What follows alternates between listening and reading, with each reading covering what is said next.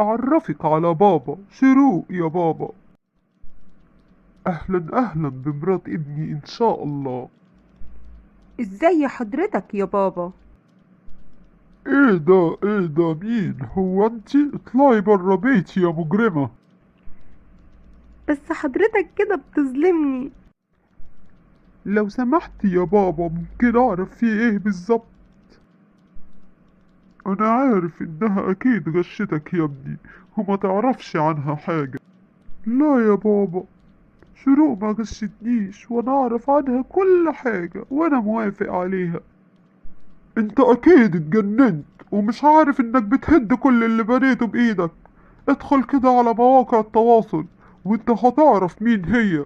وعلى فكرة وقتها ما كانش اسمها شروق، كان اسمها فريدة.